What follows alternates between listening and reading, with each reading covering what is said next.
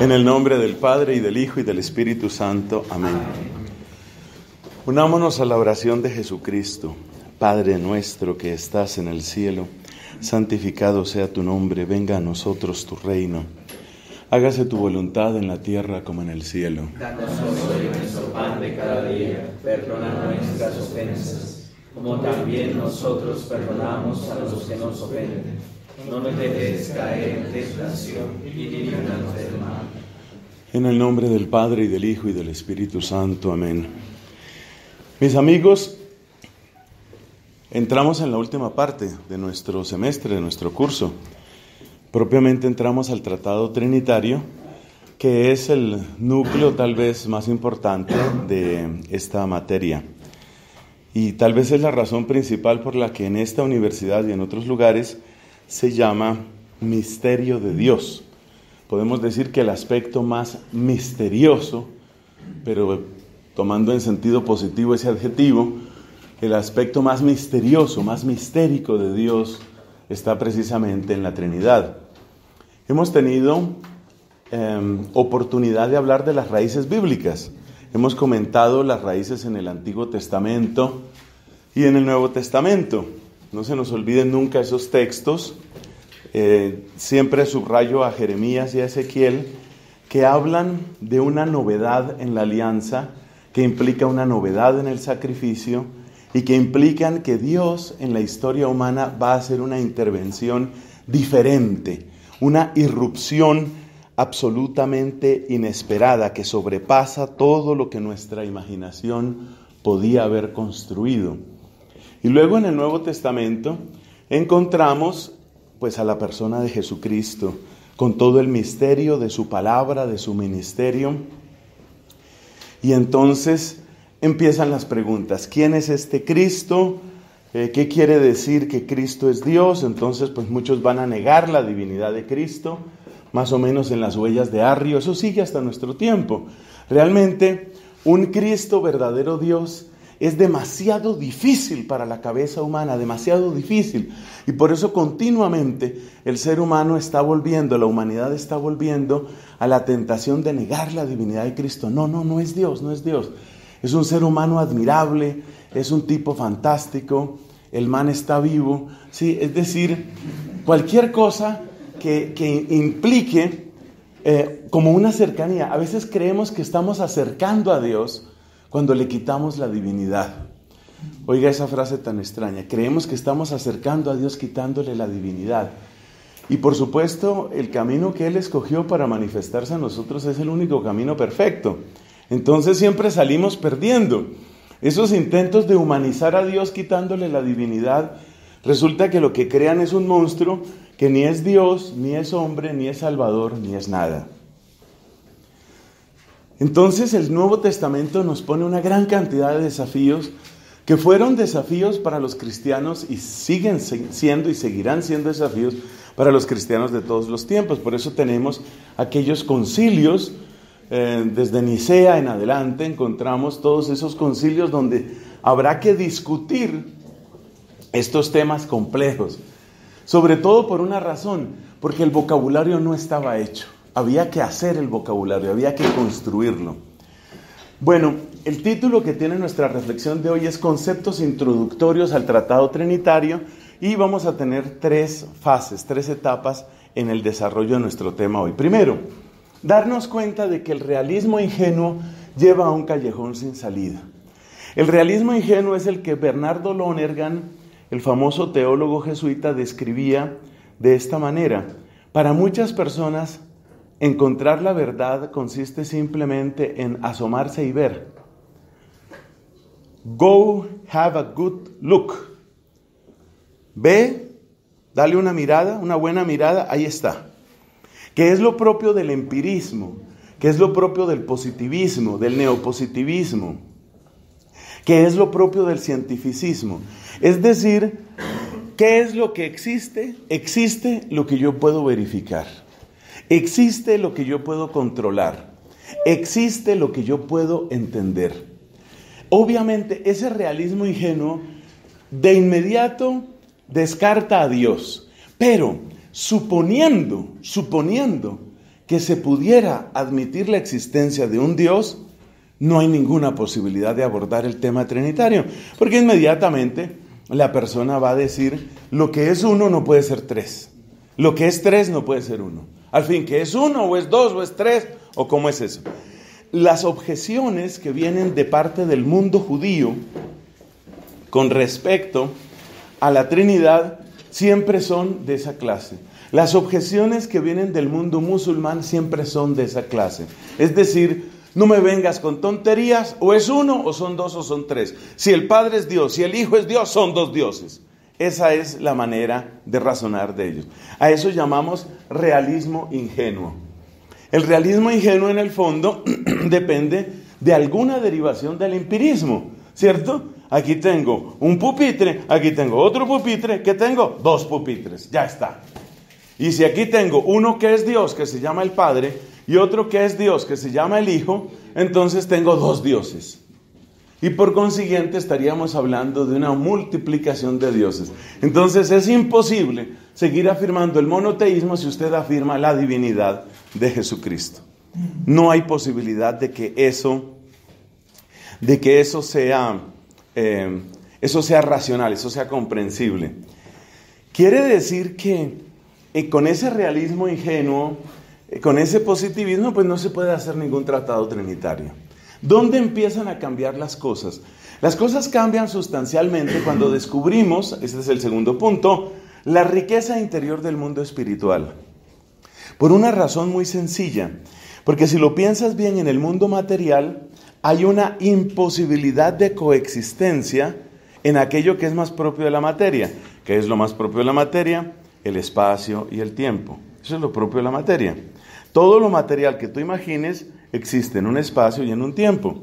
Como lo más propio de la materia es el espacio y el tiempo, y dos cosas no pueden estar al mismo tiempo en el mismo espacio, pues eso implica que ahí radica la incompatibilidad entre una perspectiva realista ingenua y la afirmación de la Trinidad. Pero en el mundo espiritual, en el mundo que no es material, en el mundo que trasciende la materia, ya empezamos a utilizar otros lenguajes. Y esos otros lenguajes empiezan a conducirnos, nos van conduciendo a una riqueza interior.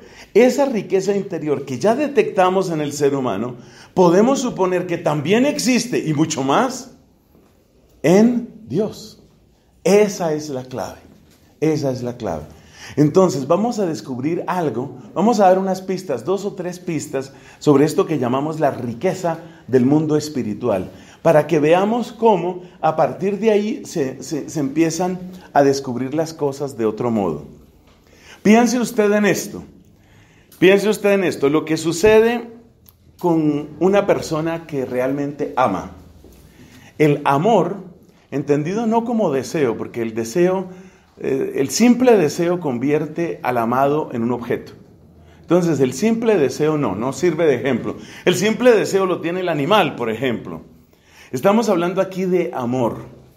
Ese sentir que es mucho más rico, que también es mucho más complejo y mucho más fecundo. Una persona ama a otra persona. Y entonces, expresándole su cariño, su amistad, su amor, le dice: hombre, siempre te tengo aquí. Señala su corazón. Te llevo en mi pensamiento, te tengo en mi corazón. La otra persona responde con la misma amabilidad, con la misma cercanía, y le dice: yo también siempre te llevo en mi pensamiento, siempre me acuerdo de ti, siempre estás en mí. Lo que quiero decir es que la persona que tiene esta clase de sentimientos puede decir: tú estás en mí, y puedes decir: yo estoy en ti. Fíjate que esto no puede darse materialmente hablando. La doctora de Siena, Santa Catalina, utiliza una analogía que por supuesto se queda corta, pero ayuda a entender. Ella dice: el agua está en el pez está en el agua. Pues es una analogía imperfecta, pero bueno, algo hace ver de lo que queremos decir aquí. Entonces uno se da cuenta que las realidades espirituales tienen una fecundidad, una estructura, una complejidad que no tienen las cosas materiales. En las cosas materiales yo no puedo tener un vaso que está lleno de agua y un agua llena de un vaso, ¿cierto? El agua que está fuera del vaso está fuera, el agua que está dentro del vaso está dentro. O sea, hay una incompatibilidad. En cambio, en lo espiritual, en ese tipo de relaciones sí puede darse eso. Le voy a dar otro ejemplo. Supongamos un objeto precioso, como una moneda auténtica de oro, lo que llamaban en otra época una morrocota, una moneda costosísima de oro que viene del tiempo de la colonia. Si esa moneda es suya, ya no es mía. Si esa moneda es mía, ya no es suya. Si los dos hacemos una alianza, la moneda es de los dos, pero si es de los dos, usted no puede decir que es solo suya, ni puede decir que es solo mía. Ahora mire lo que sucede con una idea. Cuando usted comparte una idea, la idea sigue siendo plenamente suya y la idea sigue siendo plenamente de la otra persona. Cada persona que entiende una idea la puede llamar genuinamente suya y puede utilizarla y puede crear a partir de ella y puede hacer maravillas. Esas cosas no suceden en el mundo material. En el mundo material, o esto es tuyo, o esto es mío, o esto es nuestro, pero cada una de esas posibilidades es incompatible con las otras. En el mundo espiritual no.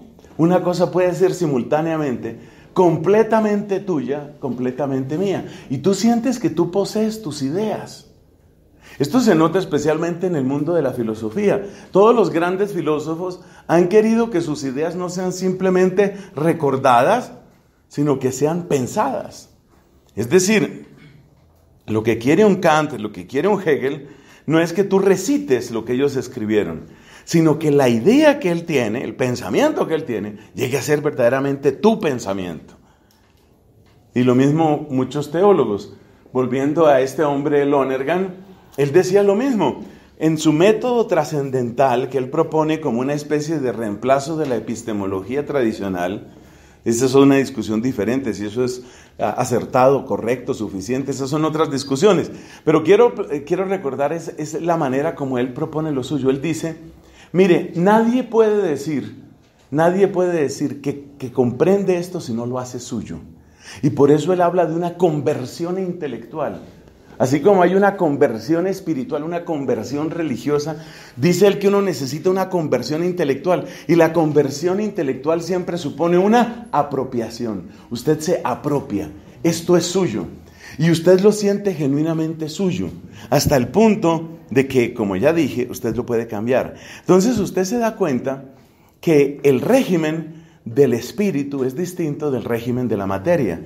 Y usted se da cuenta que hay cosas que son posibles en un mundo espiritual. Mundo espiritual no significa aquí lo que a veces se entiende por lenguaje platónico, no un mundo ajeno a este mundo. No, mundo espiritual significa cuando hablamos de entidades que son propiamente espirituales, que nosotros, seres humanos, también podemos comprender. Pero el ejemplo más impresionante proviene de San Agustín. Podemos decir que quien cambió, quien le dio una orientación, un timonazo, un cambio radical al Tratado de la Trinidad fue San Agustín. Entre muchas cosas que le debemos a este gran santo está ese hecho. San Agustín, recordemos la época en que vive a finales del siglo IV y comienzos del siglo V, muere hacia el año 430. San Agustín se da cuenta de esta riqueza del mundo interior, del mundo espiritual, lo cual no es extraño porque, como sabemos, Agustín tuvo un larguísimo proceso de reflexión, de introspección, y en ese larguísimo proceso, que es a la vez intelectual y religioso, San Agustín descubre muchas cosas de lo que significa ese mundo interior.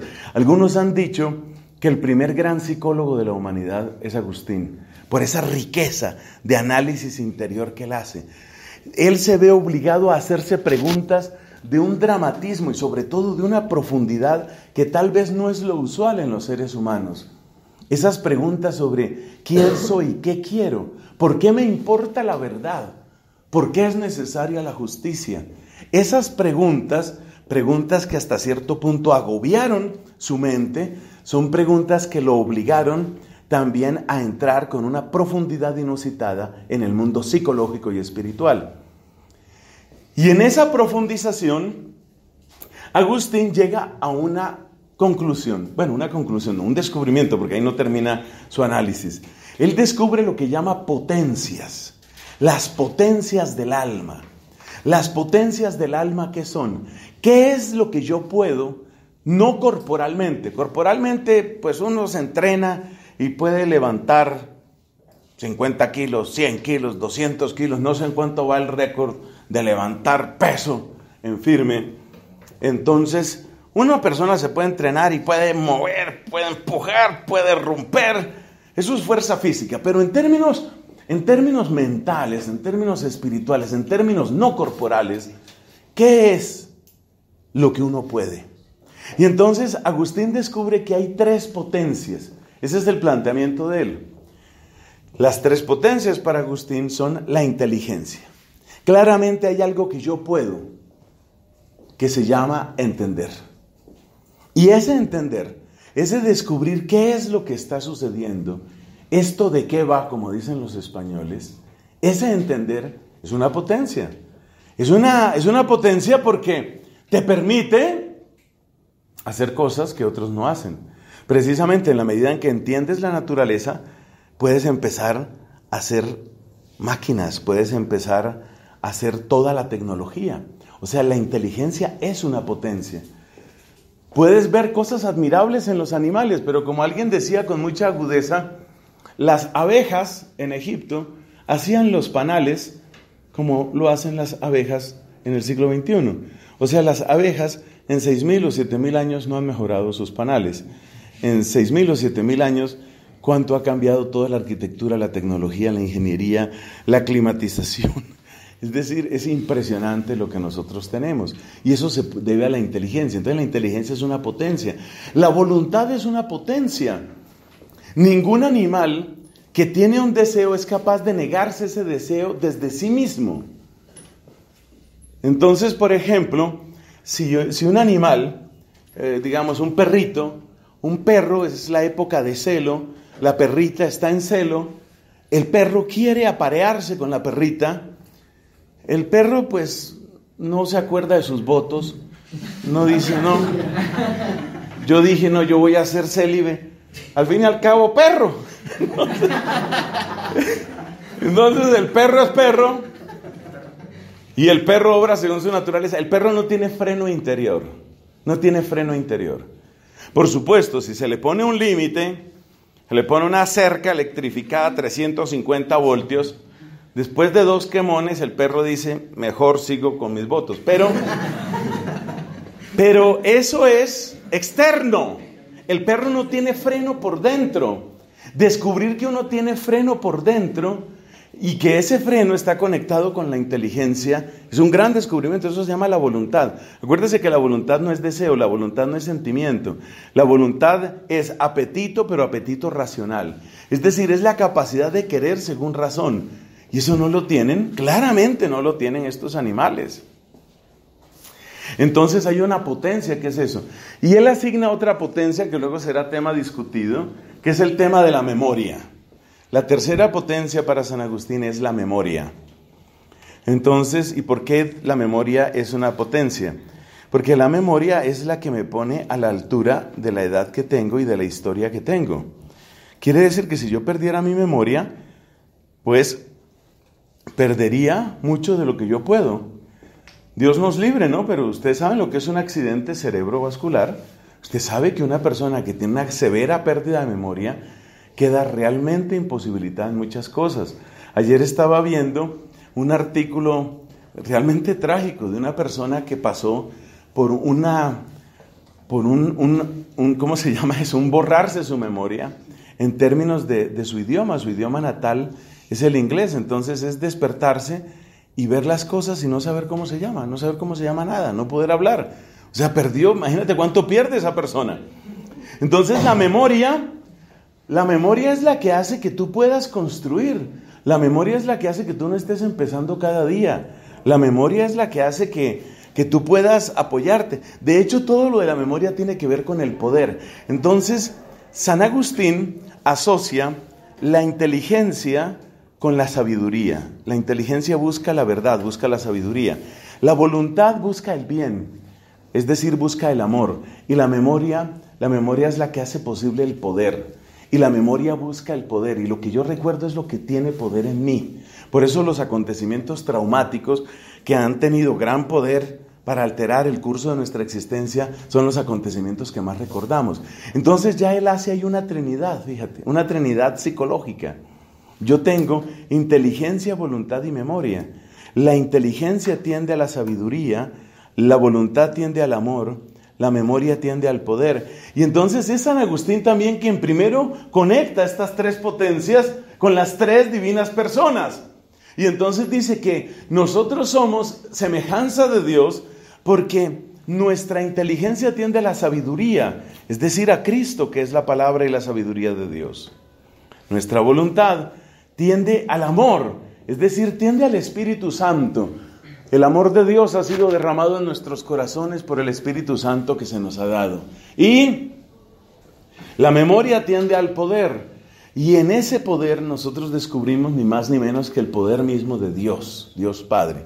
Entonces hay una trinidad psicológica y hay una trinidad en Dios.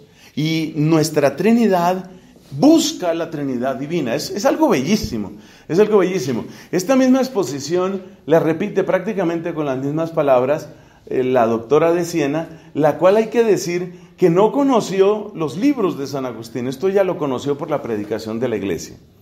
Entonces, Agustín es un testigo de esto que hemos escrito aquí, la riqueza interior del mundo espiritual. El mundo espiritual tiene una riqueza que se nota en cosas como aquello de yo te amo y te llevo en mí. Tú me amas y me llevas en ti. Esas cosas no suceden en la materia.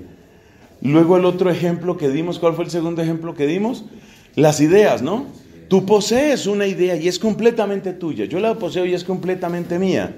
Esas cosas no suceden en la materia. Pero luego está el ejemplo psicológico. La Trinidad psicológica de Agustín. Bueno, todo eso prepara el camino para una elaboración que la ha hecho Santo Tomás de Aquino. Entonces entramos a la tercera parte. Conceptos claves, algunos de los cuales yo creo que ya son más familiares para nosotros. Hay 5 conceptos claves que me parece que ayudan a acercarnos al tratado trinitario según Santo Tomás. Primero, obviamente el de naturaleza, esencia. Cuando nosotros hablamos de naturaleza, hablamos de lo que es propio de un ser, independientemente de cualquier relación con otro ser, independientemente de cualquier otra influencia, lo que usted tiene de por sí. Esa es como la definición de naturaleza, lo que usted tiene de por sí. Entonces, de por sí, la tortuga tiene su caparazón. De por sí, un niño, una niña está facultada para hablar. De por sí, un águila tiende a volar. Lo que es de por sí, lo que es propio del ser, sin préstamo ni influencia de otro, a eso lo entendemos como naturaleza. Por supuesto, la naturaleza es equivalente, en el caso de Dios, es equivalente a su esencia. Porque, ¿qué es lo que entendemos por esencia? Pues entendemos por esencia, ¿de qué modo puedo yo describir lo que algo es sin que se quede nada que sea importante y sin que sobre nada? Es decir, quiero hacer una descripción, quiero enunciar lo que algo es, de tal manera que si yo quito algo de lo que voy a decir, ya eso no es lo mismo. Y si yo agrego algo, eso no es necesario. ¿Qué tengo yo que decir que sea necesario y suficiente sobre un ser? Ese es un modo de describir la esencia. La definición latina es difícil de manejar. Quod quid est. Aquello que la cosa es. Esa es la esencia. Quod quid est. Entonces, yo pues me he acostumbrado a tratar de dar estas definiciones en español que nos ayudan un poco. Entonces, ¿qué es la esencia? Pues la esencia es aquella descripción necesaria y suficiente de lo que algo es. Eso quiere decir que si le agrego algo más, eso se podría quitar. Y si le quito algo, ya estoy hablando de otra cosa. Entonces algunos dicen que, por ejemplo, la esencia del ser humano es ser un animal racional. Esa es la esencia del ser humano. Animal racional. Si le quito lo de animal y me quedo solamente con que es un ser racional, no. Porque, por ejemplo, Dios pues es inteligente, en ese sentido diríamos racional. Los ángeles son inteligentes, son racionales y no son seres humanos. Si le quito lo racional, tampoco es el hombre. Entonces, el ser humano queda descrito de esa manera. La esencia, entonces, apunta a lo que la cosa es. Y el enunciado de la esencia es tal que tiene todo lo necesario y solo lo necesario para describir lo que la cosa es. Eso es esencia. Esa es la esencia. Bueno, esta digamos que es la parte menos problemática de lo que vamos a decir. Y esa parte menos problemática es la que siempre se va a afirmar a lo largo de todo el Tratado Trinitario. A lo largo de todo el Tratado Trinitario, la naturaleza es una. La deidad es una. La esencia es una. Entonces, se plantea de esta manera el problema trinitario. Usted puede poner en sus apuntes un título, subtítulo, renglón, lo que quiera que diga así. Enunciado del problema trinitario. El enunciado del problema trinitario, ¿cuál es? ¿Qué clase de características o acciones pueden suceder en Dios que no multipliquen su esencia? Porque por supuesto no se puede multiplicar la esencia. ¿Qué clase de características o acciones pueden suceder en Dios que no multipliquen su esencia? Eso es lo que queremos decir por el enunciado del problema trinitario. ¿Qué clase de características o de acciones puede haber en Dios que no multipliquen su esencia? Es decir, queremos encontrar una manera de asomarnos a la riqueza de lo que Dios es en sí mismo sin multiplicar su esencia. ¿Cómo puede haber riqueza en Dios si a la vez es infinitamente simple? Usted recuerda que una de las características muy importantes del estudio de la divinidad en Santo Tomás es exactamente ese. Dios es infinitamente simple. Si es infinitamente simple, no tiene partes. Entonces, si no tiene partes, ¿cómo puede haber en él una riqueza interior? ¿Cómo puede haber diferencia? ¿Qué clase de diferencia? Entonces vamos a plantear más aguda la pregunta.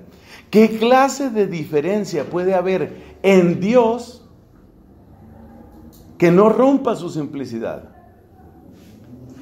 Ese en tiene el sentido fuerte, dentro. ¿Qué clase de diferencia puede haber dentro de Dios que no rompa su simplicidad? Parece un problema insoluble. Si hay una diferencia, ya no es simple. Si no hay diferencia, entonces quiere decir que tampoco hay Trinidad. ¿Hay diferencia o no hay diferencia? Pues sí hay diferencia. Pero si hay diferencia, entonces no hay simplicidad. Ese es el problema, exactamente ese es el problema. ¿Qué clase de diferencia puede haber dentro de Dios? Entonces, el primer punto que va a resolver eso está en una palabra que nos interesa mucho y que es la palabra procesión. La palabra que empieza a resolver todo esto es la palabra procesión. Pero yo debo escribir esa palabra aquí más bien. Es aquí donde tengo que escribir esa palabra. Y le voy a decir por qué. Porque resulta que la palabra procesión es una palabra que es propia de la naturaleza. La palabra procesión es propia de la naturaleza. Procesión es el sustantivo del verbo proceder. Procesión, pues obviamente no alude al acto litúrgico, ¿no? Entonces, procesión es el sustantivo del verbo proceder. Entonces, la pregunta es, ¿qué tipo de procesión puede darse en Dios que no rompa su simplicidad? Usted vaya escribiendo esas preguntas porque esas son las preguntas trinitarias. ¿Qué clase de procesión puede darse en Dios? Porque si en Dios no hay procesión, Si en Dios no se da ninguna forma de procesión, entonces no hay ninguna forma de diferencia. Si no hay ninguna forma de diferencia, entonces pues tampoco hay Trinidad. Pero nos vamos a dar cuenta que la palabra diferencia hay que verla de un modo nuevo dentro de este esquema. ¿Usted qué opina de esta idea? Que indudablemente Tomás la toma de otros autores, sin duda inspirado por San Agustín. Resulta que la naturaleza de Dios es naturaleza espiritual y por consiguiente intelectual. Eso quiere decir que en Dios hay inteligencia. Bien, eso es cierto. ¿Y qué pasa con lo que Dios conoce? Ahí está un punto. ¿Qué pasa con lo que Dios conoce? ¿Lo que Dios conoce es distinto de Dios? Pues no. Lo que Dios conoce no es distinto de Dios. Entonces, no se rompe la naturaleza, no se rompe la simplicidad. Pero hay una diferencia entre Dios conociendo y Dios conocido. Pensemos, como estamos queriendo asomarnos al misterio de Dios en sí mismo, es evidente que lo primero que tenemos que mencionar es el conocimiento que Dios tiene de sí mismo. No el conocimiento que tiene de la creación, porque la creación no es eterna. Entonces tenemos que hablar del conocimiento que Dios tiene de sí mismo. Entonces viene esta pregunta: ¿el conocimiento que Dios tiene de sí mismo rompe su naturaleza? No, porque es propio de su naturaleza conocer, es una naturaleza intelectual. Entonces no rompe su naturaleza, no la divide. Pero el conocimiento que Dios tiene de sí mismo es distinto de Él. Y entonces es ahí donde empieza a aparecer una riqueza de vocabulario. Y esa riqueza de vocabulario es, a ver, lo que Dios conoce de sí mismo, lo conoce de una manera perfecta. Eso quiere decir que todo lo que Dios conoce de sí mismo es exactamente igual a lo que Él es.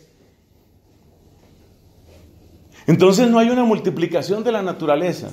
Y sin embargo, lo que Dios conoce de sí mismo es lo conocido, y lo que Dios conoce es el que conoce, es el cognoscente. Entonces, ¿hay una diferencia entre cognoscente y conocido? Pues sí, pero esa diferencia no puede ser diferencia en términos de qué es lo que se conoce, porque lo conocido es igual al que conoce. Entonces solo se da una diferencia en términos de una relación. Esta palabra. Esto lo vamos a profundizar en siguientes estudios, pero es para irnos asomando al vocabulario. Entonces, la primera palabra, el primer concepto clave es este. Bueno, el primero es naturaleza junto con esencia. Después viene la palabra procesión. Entonces, ¿qué es procesión? Procesión es una acción inmanente en Dios. Es algo que sucede en Dios y que no sale de Dios. La creación es una acción divina hacia afuera. Eso se llama una acción ad extra hacia afuera. Aquí estamos hablando de las acciones ad intra. Estamos hablando de lo que Dios es en sí mismo. Entonces nos damos cuenta que Dios en sí mismo tiene conocimiento. Todo ser espiritual tiene conocimiento. Entonces, ¿y qué conoce Dios? Pues en primer lugar, Dios se conoce a sí mismo. Y si el conocimiento que Dios tiene de sí mismo es perfecto, es perfectísimo. Entonces, todo lo que Dios conoce de sí es idéntico a lo que Dios es. Sí, el contenido no puede ser distinto. Entonces no hay multiplicación de la naturaleza. El hecho de que Dios conozca perfectamente no significa que haya dos dioses. No vamos a decir que el día en el que usted se conoce, entonces empieza a haber dos de usted. Eso sería terrible para el mundo. Entonces, que Dios se conozca no multiplica a los dioses. Entonces, la palabra procesión es exactamente lo que estábamos buscando. Un tipo de acción que no multiplica la esencia. La procesión es una acción, es un actuar ad intra que no multiplica la esencia. Eso es una procesión. Bueno, pero ahora usted dirá, pues así cualquiera. Entonces yo también puedo ser Trinidad. Allí está, ¿cuál es el problema? Yo también soy Trinidad. También me pongo y pienso harto, ¿y quién soy yo? Ya está, dos. Somos dos. Hombre, hay bastantes diferencias. En primer lugar, Dios no habla como usted. En segundo lugar, una diferencia muy importante es que el conocimiento que usted tiene de usted es un conocimiento imperfecto de 3 o 4 maneras, todas graves, irreversibles e irreparables. Por ejemplo, su conocimiento de usted es un conocimiento incompleto porque usted no ha terminado de existir. Su conocimiento de usted está marcado por el tiempo. Usted se conoce a través de las acciones que realiza. Usted tiene que hacer una especie de extrapolación de usted para luego volver sobre usted para conocerse. Nada de eso sucede en Dios. Bueno, luego iremos viendo, porque esto toca asimilarlo de a poquitos, esto toca asimilarlo despacio. Luego iremos viendo de un modo más formal. Aquí estamos presentando como el mapa, ¿no? El layout, dicen en inglés. Estamos presentando el mapa, el esquema general para que usted vaya viendo en dónde estamos entrando. Entonces la palabra clave es procesión. La procesión proviene de una acción que es inmanente, que es intrínseca y que es inevitable de todo ser espiritual. Esa acción es conocer. Y hay otra acción que es amar. Amar es otra acción que es imposible de evitar. Eso toca demostrarlo. Hay que demostrar que todo ser espiritual tiene conocimiento, hay que demostrar que todo ser espiritual tiene amor. Eso toca demostrarlo. No lo hemos demostrado, estamos apenas presentando el esquema general. Entonces uno se da cuenta que hay un amor. Hay un amor. Y ese amor, usted y usted amando, ¿son dos? Hombre, propiamente no. ¿Usted y el amor que usted tiene son dos? No, en términos de naturaleza no.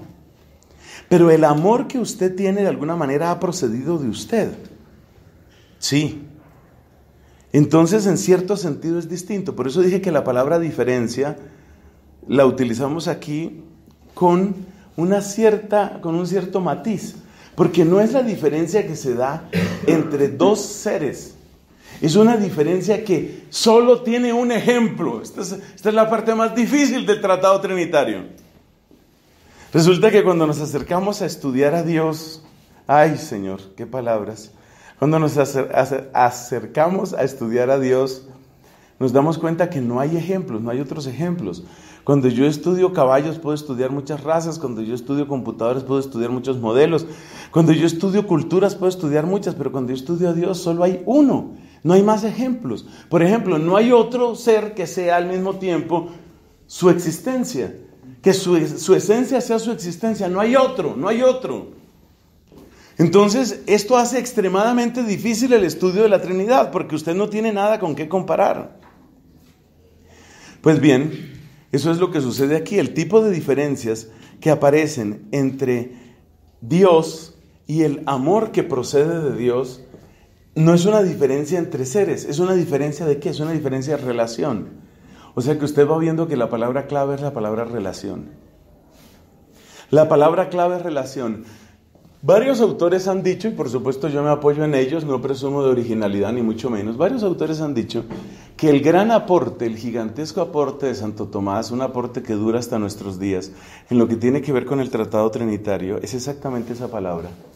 Propiamente esta expresión, relaciones subsistentes. Es decir, describir a las divinas personas como relaciones subsistentes. El enunciado es muy sencillo y me lo van a oír varias veces en las clases siguientes. El enunciado es muy simple. El enunciado es: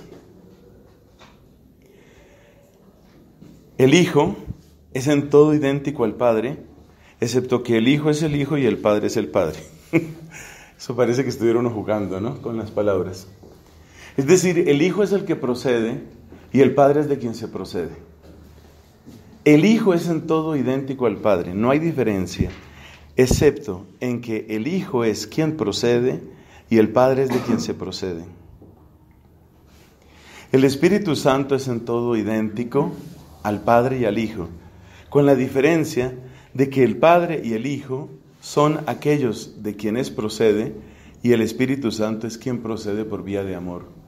No hay más procesiones en Dios, solo hay dos procesiones, el conocimiento y el amor. Solo hay esas dos. Por esa razón tampoco hay una cuaternidad o una pentanidad o como se llame. Eso no existe. Entonces el Padre es de quien se procede, el Hijo es el que procede por vía de conocimiento, de inteligencia. El amor, el Espíritu Santo, es quien procede, el Padre y el Hijo son de quienes procede. ¿Y por qué tiene que proceder del Padre y el Hijo? Esa es otra de las grandes genialidades de este hombre. Resulta que si el Espíritu Santo procediera solo del Padre, el Espíritu Santo sería indistinguible del Hijo. Las preguntas que van a salir son muchísimas, y muchas preguntas tienen una característica casi ridícula, parece que uno se estuviera burlando. Por eso hay que tener aquí una actitud, pues para los que somos creyentes, ¿no? Y a los demás les pedimos respeto, hay que tener una actitud muy humilde, porque van a salir unas preguntas que parecen irrespetuosas. Por ejemplo, ¿por qué? Entonces Dios, si Dios se conoce y Dios conoce mucho, ¿Dios tiene más hijos? Si el Hijo piensa y entonces el Hijo se conoce, entonces ese es un nieto. Entonces, fíjate, van saliendo preguntas que son así, que suenan como irrespetuosas, pero no las hacemos, en ningún caso las hacemos, jamás es nuestra intención irrespetar, sino tratar de captar exactamente qué es lo que se está queriendo decir aquí.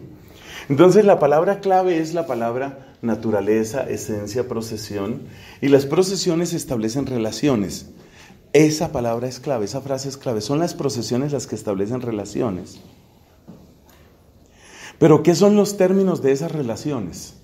Porque una relación se da entre dos. ¿Qué son esas dos relaciones? Resulta que todas las relaciones que usted ha conocido a lo largo de toda su vida, y yo también, son relaciones entre seres. Incluso cuando uno intenta pensar una relación de uno con uno mismo, esa relación en el fondo termina siendo la relación entre lo que usted es y lo que usted cree que es, o lo que usted imagina que es, o lo que usted recuerda que es, que casi es una relación entre dos seres. Por eso muchas personas tienen una falsa imagen de sí mismos. Y cuando una persona tiene una falsa imagen de sí mismo, cree que está trabajando en su ser y está trabajando en una imagen que es algo ficticio y que todos los demás se dan cuenta. Usted no es lo que usted cree que es. A pesar de que usted pregunta, ¿usted sabe quién soy yo? Pero en realidad, usted no sabe quién es. El problema no es que yo no sepa quién es usted, es que usted mismo no sabe quién es usted. Entonces, por eso es tan difícil este tema de las relaciones. Pero la clave está en que las procesiones establecen relaciones. Una procesión es el conocimiento, otra procesión es el amor. La procesión del conocimiento es la que hace posible que hablemos del Hijo. Y ahí uno se da cuenta que el Hijo tiene que ser eterno como el Padre, porque obviamente el Padre siempre tuvo la capacidad de conocer. Lo que sucede es que para nosotros hay una gran desproporción entre lo que uno conoce y uno mismo. O sea, si usted conoce una idea, si usted conoce, el funcionamiento de un órgano, si usted conoce la historia de un pueblo, lo que usted conoce se ve minúsculo comparado con usted. Pero aquí estamos hablando de un conocimiento que es perfectísimo, que es total, que es completo de Dios sobre sí mismo. Entonces el conocimiento tiene la misma altura, la misma contextura, el mismo ser, la misma naturaleza del Dios que se conoce a sí mismo. Las relaciones, entonces, uno está acostumbrado a que las relaciones son entre seres. Y aquí estamos hablando de relaciones que suceden dentro de un ser que no por eso deja de ser simple. Y entonces, ¿cuáles son los términos de esa relación? Porque si yo digo, por ejemplo, que hay una relación entre el gobierno y el pueblo, pues, ¿cuáles serán los términos? El gobierno y el pueblo. Hay una relación entre hombre y mujer, pues, ¿cuál es la relación? Él y ella, ya está. Hay una relación entre dos amigos, o entre tres amigos, o 5 amigos, ahí están los términos de la relación. Pero cuando uno busca los términos de la relación en el Tratado Trinitario, la cosa es muy difícil, como todo. Es demasiado difícil porque cuando usted va a buscar los términos de la relación, su tentación es aplicar lo que usted está acostumbrado a aplicar siempre, es decir, seres. Entre un ser que sería el Padre y otro ser que sería el Hijo. Y aquí no son relaciones entre seres. Son relaciones que acontecen en lo más íntimo de un ser simplísimo, infinitamente simple en su naturaleza. Ay, pero ¿qué tipo de términos pueden ser esos? ¿Qué tipo de términos pueden darse en una relación de ese género? Bueno, los términos son estas palabras. Esa palabra que se descubrió por allá en las discusiones cristológicas. Son relaciones entre subsistencias. relaciones entre subsistencias. Entonces, el Padre, ¿qué es el Padre? El Padre es una subsistencia, la primera de las subsistencias dentro de la Trinidad. ¿Y el Hijo qué es? Entonces es la segunda subsistencia y el Espíritu Santo la tercera subsistencia. Estamos acostumbrados a hablar de persona. Bueno, resulta que persona es una de las posibilidades de subsistencia, como explicábamos brevemente en alguna de las clases pasadas. Una persona es una subsistencia cuando hablamos de una naturaleza intelectual. Eso es una persona. Pero la palabra clave, la difícil de entender no es persona, la difícil de entender es subsistencia. Además le voy a contar una cosa. Y es que hablar demasiado de personas le ha hecho daño al Tratado Trinitario. Y esta va a ser una parte difícil de nuestro curso. Esto es como les estoy presentando el índice de lo que viene para todas las clases que tenemos. La palabra persona es una palabra complicada en su uso. Porque resulta que nosotros estamos acostumbrados, nuestra mente está demasiado acostumbrada a asociar persona con un ser. Una persona, un ser, dos personas, dos seres. De hecho, al hablar de persona, nosotros inmediatamente asociamos con lo más propio y digno de un determinado ser. Eso es una persona. Y ese es un problema. ¿Por qué? Porque incluyendo algunos grandes santos que todos admiramos y queremos, como San Juan Pablo II, incluyendo algunos grandes santos, entonces han querido agregarle al Tratado Trinitario, agregarle algunas explicaciones sobre lo que es persona, en términos, por ejemplo, de hacer comparaciones. Y algunos creen que ahí están logrando un avance pastoral en términos de la Trinidad. A ver, concretamente, la familia de Dios. Dios es familia. Con el debido respeto para todos, porque repito, esto lo han dicho papas, y lo han dicho santos, y lo han dicho teólogos grandes, es una expresión espantosa.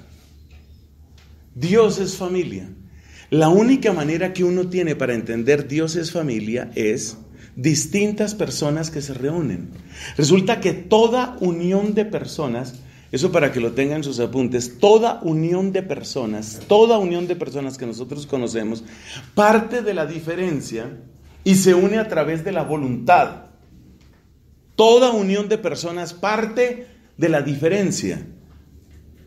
Los amigos más amigos, los buddies, los increíbles, compadres, compadrísimos. En Perú utilizan la palabra pata. Mi pata.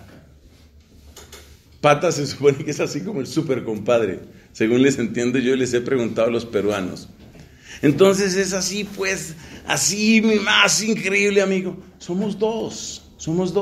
Él tiene su historia, yo tengo mi historia. Nos volvimos amiguísimos, pero somos dos.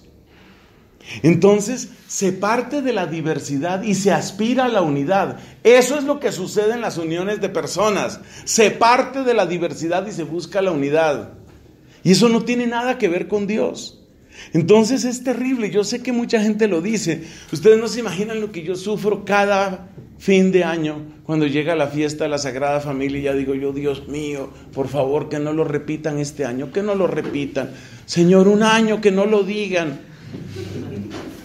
La familia, a imagen de Dios Trinidad. Otra vez lo dijeron. Y hay otro problema. Y es que la familia, toda la familia que nosotros queremos, y de hecho la familia que defendemos, los que defendemos el diseño original, como dicen, pues supone masculino y supone femenino. Y resulta que en Dios Trinidad eso no existe. Eso no existe ahí. Pero es tan fuerte este pensamiento que poco antes de retirarse de la Iglesia Católica, Leonardo Boff dijo que el Espíritu Santo era lo femenino en Dios. Era inevitable que sucediera, era inevitable. O sea, realmente ahí estamos en el panteón griego. O sea, ya ahí lo que falta es que empiecen a contarnos cómo son las relaciones entre ellos. Entonces pasamos de las relaciones trinitarias a yo no sé qué tipo de relaciones obscenas. A esos extremos se llega por estar con ese lenguaje. Por eso hay que tener mucho cuidado con el uso de la palabra persona, y por eso en este curso vamos a tener todavía un nivel mayor de exigencia, porque vamos a utilizar casi siempre la palabra subsistencia, porque la palabra subsistencia tiene menos posibilidades de corromperse. Y es una corrupción de la palabra persona el que se haga una comparación de ese género. Y después de compararlo con la familia, ahora lo comparan con todo. ¡Ay, Dios mío! ¿Qué hago? ¿Qué hago? Es una cosa terrible. Entonces, en la comunidad, por ejemplo, Santo Domingo, aquí en Bogotá, la comunidad del convento de Santo Domingo, reunida a imagen de la Trinidad. Ahora todas las comunidades religiosas son a imagen de la Trinidad, los matrimonios son a imagen de la Trinidad. Me imagino que ya habrá quien diga que la ONU es a imagen de la Trinidad. Esto es desastroso. Párenlo, por favor. Stop it. Miren, no es así. No es así. Es un error grave. Y si yo fuera judío, me estaría riendo a gusto, diciendo, ahí está, esa es la famosa Trinidad. Ahí la tienen. Ahí tienen su famosa Trinidad. Bonita le quedó su Trinidad. Somos el hazmerreír de los musulmanes, hermanos. Somos el hazmerreír de los musulmanes con esa manera de hablar. Es demasiado fino lo que han logrado pensadores como este Santo Tomás para llegar a ese extremo. No más eso. O sea, alguien tiene que empezar a decirlo. Yo no soy nadie, soy un pecador, pero alguien tiene que empezar a decirlo. Paren ese lenguaje, eso no sirve. Por ahí no es. Simplemente lo que intentan decir es que como la Trinidad es al mismo tiempo unidad, entonces es algo así como emultis unum, ¿no? De muchos uno solo, ¿no? Que son lemas seculares y que son lemas humanistas. Es decir, ya casi estamos en los tres mosqueteros, uno para todos, todos para uno. Esa no es la Trinidad no es eso. Entonces la palabra clave es la palabra subsistencia. Y descubrir que es una subsistencia, que es lo que en griego llaman hipokeimenon, según aparece en ese video que ustedes seguramente vieron, que me costó muchísimo trabajo hacer, muchísimo prepararlo, pero ahí ustedes lo tienen, hipokeimenon. Entender lo que es el hipokeimenon le ayuda a uno a entender que es una subsistencia. Y entonces, la otra genialidad de nuestro querido Tomás de Aquino es que los términos de las relaciones son subsistencias. Claro, Santo Tomás jamás se le cruza por la cabeza hablar de la familia, imagen de la Trinidad o cosas de esas. Por eso él utiliza con bastante abundancia y sin mayor confusión el término persona. Pero el término se ha devaluado bastante. Bueno, quedémonos con esta terminología, terminen de copiar estas palabras y ahí tenemos nuestro mapa básico. ¿La idea cuál es? La naturaleza tiene acciones inmanentes que son procesiones, las procesiones establecen relaciones, los términos de las relaciones son subsistencias, las subsistencias son aquello que nosotros llamamos personas. Se puede demostrar que solo puede haber tres subsistencias, se puede demostrar entonces que Dios es uno y trino. Es decir, se puede demostrar que es lógico decirlo. Gloria al Padre, al Hijo y al Espíritu Santo. Como era en el principio, ahora y siempre, por los siglos de los siglos. Amén.